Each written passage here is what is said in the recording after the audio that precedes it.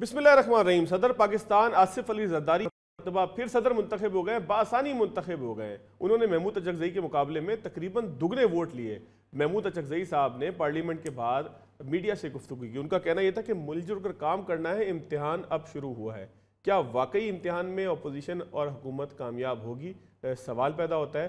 आरिफ अलवी साहब का किरदार ऐवान सदर में कैसा रहा, और अब मफामत के बादशाह आसिफ जरदारी साहब क्या मफामत कर पाएंगे? अपोजिशन को साथ लेकर चला जा सकेगा? सवाल पैदा होता है। बात करेंगे आज के प्रोग्राम में, और प्रोग्राम के आखिरी हिस्से में कुछ मईशत का तस्करा करेंगे। प्रोग्राम के पहले हिस्से में मेरे साथ मौजूद है नादिया मिर्जा साहबा, सीनियर सहाफ़ी हैं, तजज़ियाकार हैं, एंकर पर्सन है। आपका बहुत शुक्रिया। साथ साथ मुझे ज्वाइन किया अली हैदर साहब ने, सीनियर सहाफ़ी हैं, तजज़ियाकार हैं। अली हैदर साहब, आपका भी बहुत शुक्रिया। नादिया मिर्जा साहबा करते हैं, सही साहब ने बात तो बड़ी खूबसूरत की है। उन्होंने कहा है कि एक तो खरीदो फरोख्त कोई नहीं हुई इस इलेक्शन के अंदर, जिस पर उन्होंने इत्मीनान का इजहार किया है, और उन्होंने कहा कि ये एक नए दौर का आगाज़ है। लेकिन ज़्यादा अहम बात यह है कि उन्होंने कहा कि मिलजुल कर साथ चलना होगा, असल इम्तिहान अब शुरू हुआ है। तो क्या मिलजुल कर साथ चला जा सकेगा, जैसा कि महमूद अचकजई साहब कह रहे हैं? और उस बयान की रोशनी में कि जहाँ शेर अफजल साहब ने कहा कि इमरान खान साहब ने पैगाम दिया है कि किसी किस्म की कोई मफाहमत न की जाए, या किसी किस्म का कोई ऐसा लहजा अख्तियार न किया जाए कि जिसमें मफाहमत का मामला दिखाई दे। तो आपको क्या लगता है कि अचकजई साहब की अपनी ख्वाहिश है, या पीटीआई भी इस पर तैयार होगी? Thank you very much Fawad. इसके आपके जो दो क्वेश्चंस है बेसिकली, पहला तो ये है कि आप महमूद खान अचकजई की बात को कोट कर रहे थे कि इस दफा खरीदो फरोख्त नहीं हुई, तो मेरा ख्याल है खरीदो फरोख्त की जरूरत ही पेश नहीं आई, क्योंकि आसिफ अली जरदारी साहब को बखूबी इस चीज का अंदाजा था कि बड़ी तादाद उनका मुखालिफ का वोट बहुत ज्यादा कम है, और खास तौर पे जब उन्होंने एमक्यूएम को भी राजी कर लिया था कि आपने हमें ही वोट देना है, तो मेरे ख्याल इसकी जरूरत ही नहीं थी। तो बिला वजह का खर्चा किसी को अच्छा नहीं लगता। दूसरी बात, आपने मफावत वाली बात की, मिलजुल के चढ़ने वाली बात की, तो पीटीआई का मौकफ तो पहले दिन से वो ही है, और बड़ा फर्म उनका एक मौकफ है कि जी हमने मुफाहमत को, वो ये कहते हैं कि अगर साथ हाथ नहीं मिलाना और डाकू के साथ हाथ नहीं मिलाना। एक तो उनका ये पहले एक नैरेटिव होता था, लेकिन अभी उसमें फर्क ये है कि उनको जो वोट पड़ा है, और जिस बड़ी तादाद में उनको वोट पड़ा है, बावजूद तमाम मुश्किलात के और मुसीबतों के, वो इस बेस पे पड़ा है कि उन्होंने इनके साथ हाथ नहीं मिलाया, वो सोलो फ्लाइट थी। और जाहिर सी बात है, अभी वो ऑपोजिशन में आए हैं, तो क्या वो अपने वोटर को, अपने सपोर्टर को नाराज करना अफोर्ड कर सकते हैं? वो वोटर जो उनको सोलो फ्लाइट है, और वो वोटर जो चाहता ही नहीं है कि किसी किस्म की मुफाहमत करें या किसी,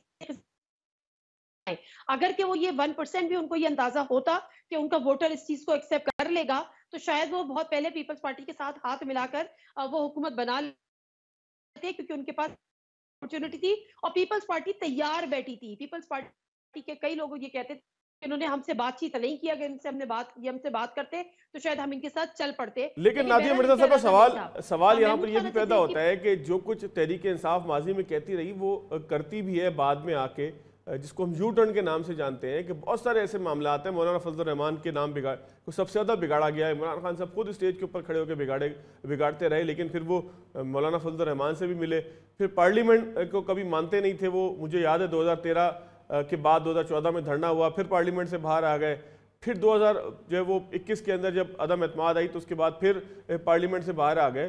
तो इमरान खान साहब तो तस्लीम ही नहीं करते थे जिन चीज़ों को, वो बाद में आप देखें पार्लियामेंट के अंदर भी बैठे हैं। तो कहीं तो मुल्की मफाद की खातिर साथ चलना होगा ना? देखिए बिल्कुल मुल्की मफाद कहीं ना कहीं साथ चलना होगा, लेकिन इसमें मेरा नहीं ख्याल, जब पीपल्स पार्टी एक पेज पर है, पीएमएलएन एक पेज पर है, एमक्यूएम एक पेज पर है, तो अगर अपनी अलग डेट की मस्जिद भी बनाती है, तो इसमें मुल्की मफाद क्यों मुतासर हो रहा है? हम्म। देखिए मुल्की मुतासर होता ना कि बाजी में इनकी मदद दरकार होती, और ये कहते कि जी हम आपकी मदद नहीं करेंगे, हम आपको सपोर्ट नहीं करेंगे। कानून साजी हो या दीगर मामलात हो, हम्म। काबीना के मामलात हो, गुड गवर्नेंस के मामलात हो, आईनी मामलात हो, कानूनी मामलात हो, वो तो तमाम की तमाम जो है वो बखूबी कर सकती है। तो इसमें ऑपोजिशन आके चलना बाहर है, मतलब इससे कोई कौमी मफाद तो का तो कोई टकराव नहीं है। और मेरा ख्याल है कि ऑपोजिशन का काम भी हाथ मिला के चलना नहीं होता, हुकूमत के हम्म। सही गलत करना भी होता है, का एहसास दिलाना भी होता है, उस पर शोर मचाना भी होता है। और ऑपोजिशन का जो रोल है, हाँ अलबत्ता ये जरूर है कि जिस तरह से उन्होंने ये बात की कि हम को नहीं चलने देंगे। पहले ये गलत या नेगेटिव अप्रोच है, या हो सकता है एक जज्बाती जुमला, क्योंकि अवान को चलना ना चलना भी उन पे डिपेंड नहीं करता। वो शोर शराबा कर सकते हैं, लेकिन अवान अपने तरीके से चलता रहेगा। तमाम अवान के नंबर गेम पूरे हैं। वजीर आजम उनका है, जो कानूनी मामलात है, दीगर समरीज है, सदारत में आसिफ अली जरदारी बैठे, तो अपोजिशन शोर शराबा कर सकती है, ज्यादा कोई रोल नहीं। हाँ, अलबत्ता जो इम्पोर्टेंट है वो ये है कि सदर आरिफ अलवी के बाद अब आरिफ अली अवान सदर में होंगे, उनका कितना कोऑपरेशन रहता है आने वाले वक्त में। और दूसरी बात आपको है कि अभी हम कि बाप की बैसाखियों पर या एमक्यूएम की बैसाखियों पर ये हुकूमत अटकी हुई है, तो इस दफा पीपल्स पार्टी की बैसाखियां हैं। ठीक हो गया नाज़रीन साहब, मैं दोबारा आपकी तरफ आता हूँ। ये बड़ा आपने खाना अगर टारगेट ये है, ये बड़ा आपने अहम क्वेश्चन रेज किया है कि आसिफ जरदारी साहब का क्या रोल होगा और बैसाखियाँ पीपल्स पार्टी की कब तक मैसर रहेंगी। मैं जरा अली हैदर साहब को भी शामिल गुफ्तगू करूँ। अली हैदर साहब, महमूद अचकज़ई साहब ने कहा है कि मिलजुल कर काम करना होगा। नादिया मिर्जा साहिबा कहती हैं कि मिलजुल कर काम करने के लिए वोट ही नहीं लिया पीटीआई ने। पीटीआई को वोट ही इस बात पे पड़ा है कि बाकी सारे चोर हैं जो मुंतखब होकर इस वक्त जो है वो वज़ीर आज़म बने हुए हैं या बाकी सारे लोग हैं। तो तहरीक इंसाफ आपको लगता है किसी जगह पर महमूद अचकज़ई की बात मानेगी कि मिलजुल कर चलना होगा?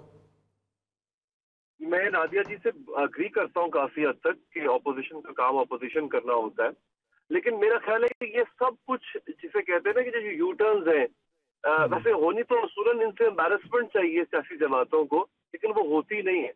अगर आज आप देखें तो किस तरह से जरदारी साहब ने वो 18वीं तरमीम के जिसका बैज लगा के इनका हर नुमाइंदा टीवी शो में बैठा करता था, कहता था कि 18वीं तरमीम हमारा कारनामा है। आज जरदारी साहब ने 17वीं तरमीम से जान छुड़ा ली, कहा ये तो पार्लियामेंट ने की थी, हमने तजवीज दी थी।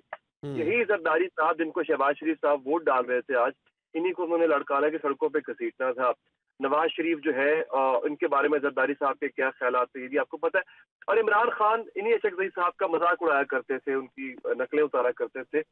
मैं समझता हूँ कि सियासत नाम ही इसी चीज का है कि आप मिलजुल के चलना पड़ता है, तो एक्सट्रीम पे मत जाया करें। ये जो एक्सट्रीम्स हम टच कर लेते हैं ना हमारे सियासी कायदीन, जिस लिमिट्स को आगे क्रॉस कर देते हैं, अगर लगता है कि no point of no return है, वहां से जब वापस आते हैं तो ये भूल जाते हैं कि ठीक है आवाम हमारी अभी उसकी थोड़ी सी शॉर्ट टर्म मेमोरी है, वो मेमोरी इतनी अच्छी नहीं है, लेकिन अब वक्त बदल चुका है। आवाम की मेमोरी भले अच्छी हो या ना हो, इंटरनेट मौजूद है, चीजें इंटरनेट पर रह जाती हैं। मैं अभी खालिद महमूद सिद्दीकी साहब का क्लिप देख रहा था, वो कह रहे थे इलेक्शन कैंपेन के दौरान का क्लिप है, तो बहुत पुरानी बात भी नहीं है कि हम 15 साल का हिसाब लेंगे पीपल्स पार्टी से, और आज माशाल्लाह वो कोalition में बैठे हुए हैं। तो please for the sake of people, मैं एक और बात हमेशा करता हूँ कि यार आप ना आवाम के कलेक्टिव विजडम का मजाक उड़ाना छोड़ दें। आप कम से कम हमारी तौहीन करना छोड़ दें। मुझे पता है आपने करना वही है जो आपको सही लगेगा, आपने वोट ले लिया, लेकिन ये जो जब आप समझते हैं ना कि आवाम इतनी बेवकूफ है कि हमने कल गाली दी, आज हम साथ बैठ गए हैं, तो प्लीज इतनी भी बेवकूफ नहीं है। मेरे मुंह में तो मेरी इंसल्ट ना करो ना यार, कुछ तो कोई बहाना ही बना लो, अच्छा कोई स्टोरी अच्छी घड़ लो कि हमने क्यों आज इनके साथ हाथ मिलाया। आज इमरान खान कोई अच्छा जवाब दे दें।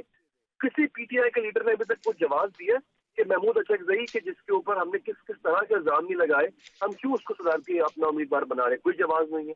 मौलाना के साथ शीरो शकर होने की बातें क्यों हो रही हैं, कोई जवाब नहीं है। अगर जो कुछ किया है वो पीडीएम गवर्नमेंट ने किया था, तो उस पीडीएम गवर्नमेंट के सरबराह तो मौलाना ही थे ना।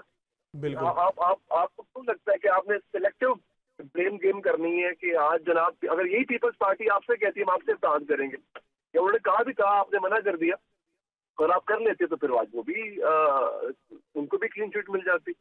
बिल्कुल ठीक है। अली हैदर साहब जरा तवज्जो, मैं नादिया मिर्जा साहिबा से भी जरा इसके ऊपर इनका ओपिनियन जरूर लूंगा कि अदालत में जाएगा मामला, या जिस तरह महमूद अचकज़ई ने कहा कि पार्लियामेंट के मामला पार्लियामेंट में तय होने चाहिए। और मैं बात अगर किस कॉन्टेक्स्ट में कर रहा हूँ तो वो है गौहर अयूब साहब का, उमर अयूब साहब का ये कहना कि मखसूस नशिस्तों के इंतखाब तक इल्तवा का शिकार होना चाहिए था इंतखाब को सदारती जो हुआ। और ये बात गुज़िश्ता रोज़ जो है वो ख़त के ज़रिए महमूद अचकज़ई साहब ने भी की थी इलेक्शन कमीशन से, लेकिन मामला जो है वो रद्द कर दिया। तो क्या अदालत में जाएगा मखसूस नशिस्तों का मामला, या पार्लियामेंट के मामला पार्लियामेंट में तय होंगे जैसे महमूद अचकज़ई साहब ने कहा? ब्रेक के बाद ज़रा बात करेंगे।